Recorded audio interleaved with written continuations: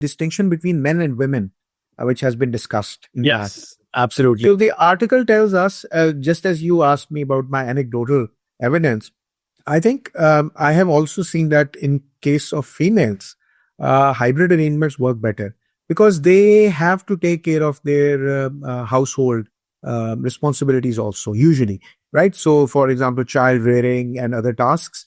And if they are given that hybrid kind of arrangement and they are allowed hybrid work, they can do it. Although, we need to balance it out, that how much time they need to spend at office and how much time they can spend in their homes. Yeah. So, but for females, I think it's also something which needs to be talked about. Yes.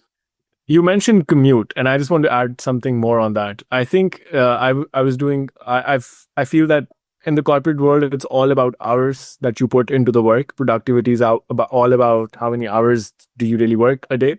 And most corporate leaders around the world are busy people, and they work in financial centers like New York, London, Toronto, Hong Kong, and these are busy places. These are if you are commuting to the office at 9 and coming back at 5, it's making sure that you're spending at least 3 hours on the road, unless you live just next to the office, which most people don't.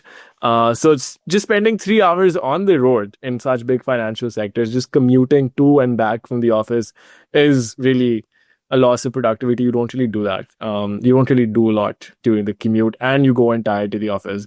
So if unless it's absolutely necessary for you to be in the office, I think hybrid model does sort of work.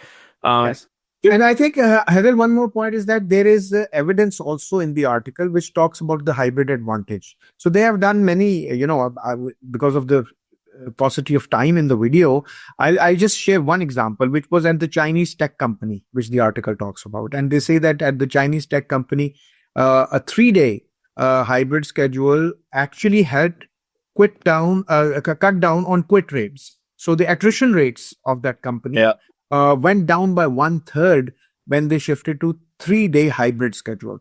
So this was something which helped the retention of employees, and the company in fact had the advantage. It reaped the advantage of giving the employees that flexibility, and the employees were retained. So I think overall there is enough evidence. There is enough evidence for the hybrid advantage. This refutes our previous point about company culture as well, that company culture at the end of the day is to make sure that your employees are happy and retained in the company. But if employees are retained, the